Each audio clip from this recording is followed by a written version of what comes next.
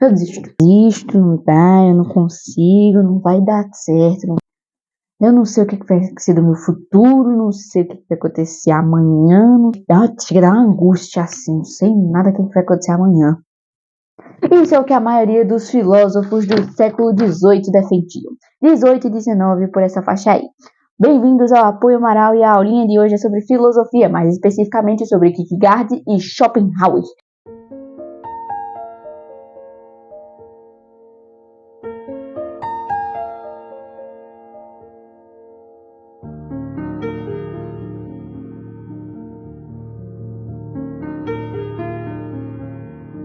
Então, o sentimento e a vontade. Começando por Kierkegaard, ele dá um exemplo contemporâneo. Ou seja, existem várias pessoas no planeta. Porém, cada pessoa é diferente. Por exemplo, nós temos centenas de pessoas com o nome João. Porém, cada João terá uma característica diferente.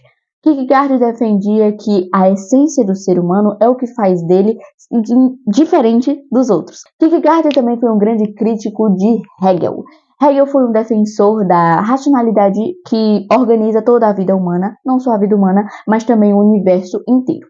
De acordo com Kierkegaard, essa teoria ela simplesmente não funciona, porque é muito genérico você explicar que o mundo é governado por uma força racional. Para ele era muito genérico. Ele dava mais importância à validade da existência humana como objeto de estudo da filosofia. Ou seja, a filosofia deveria se dedicar à existência humana. De acordo com ele, a realidade dos seres humanos era formada por sua própria existência concreta. E isso faz sentido, porque é o conjunto individual de cada realidade que quando forma uma coletividade, faz com que forme o nosso universo.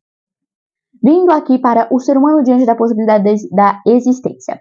É o seguinte, Kierkegaard defendia que a vida é um salto do escuro. O que significa isso? Não se sabe o que há à frente. A gente não tem certeza do que as nossas decisões vão nos guiar. Para ele, não é uma racionalidade que organiza pré-estabelecidamente nossa vida, mas sim nossas próprias decisões. Ou seja, a vida humana pode ser tanto um sucesso como um fracasso, variando conforme a decisão. Essa incerteza do que poderá acontecer no futuro, de acordo com Kierkegaard, poderia causar angústia, desespero, tristeza, dor, sofrimento, tudo de mal que pode existir. Por quê? Simplesmente porque a gente só tem uma certeza na vida, que a gente vai morrer.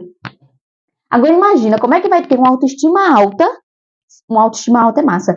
Como é que você vai ter autoestima simplesmente se a única certeza que você tem na vida é que você vai morrer? Kierkegaard pensava que era impossível ser feliz dessa maneira. Por quê? Porque o único jeito a única certeza que a gente tem é que a gente vai morrer. Porém, ele foi um grande defensor do existencialismo, que é aquela corrente filosófica que defende a existência do ser humano como a realidade dele. Então, ele se baseou nessa ideia da dor e do sofrimento para compreender os sentimentos do ser humano, que para ele eram compreendidos literalmente como dor e sofrimento. Vindo agora para Schopenhauer. Simplesmente Schopenhauer defendia a irracionalidade do infinito. Hegel afirmava, assim como os romantistas, que o infinito era racional e que o universo era uma unidade completa. Schopenhauer também estudou esse aspecto, o infinito e a unidade do universo, porém ele afirmava que o infinito era uma irracionalidade, ou seja, ele era guiado por uma força cega e impulsiva. Essa força ele denominou a vontade, algo que não pensa, algo que só faz, algo que seria o instinto, pode ser classificado como o instinto. É isso que faria um passarinho construir seu ninho, uma abelha produzir mel, uma formiga fazer seu formigueiro, uma aranha fazer uma sua teia. Elas não pensam para fazer isso. Todos esses seres não pensam para fazer isso. Eles somente fazem. É uma necessidade instintiva. Ou seja, para ele, a vontade seria a essência íntima do universo, pois seria ela que faria com que o universo funcionasse de uma forma organizada, mesmo que ela fosse racional. O corpo humano e a vontade. Schopenhauer sabia que o ser humano era simplesmente racional. Ele pensava, sabia o que fazia e sabia de tudo que era consciente, sabia como as coisas funcionavam. Então vem a pergunta: se a vontade é irracional, E o ser humano é um ser que pensa, então o ser humano é mais poderoso que a vontade, certo? Schopenhauer não pensava assim. Para ele, a vontade controlava tanto as coisas que nós pensamos, como escrever, fazer uma atividade, estudar ou não, fazer qualquer coisa desse tipo, quanto as coisas que nós não pensamos. Por exemplo, batimento cardíaco, respiração, o ato de piscar, entre outros fatores. Ou seja, ele defendia que a vontade era mais forte que o indivíduo por simplesmente fazer ações que ele não era capaz de fazer.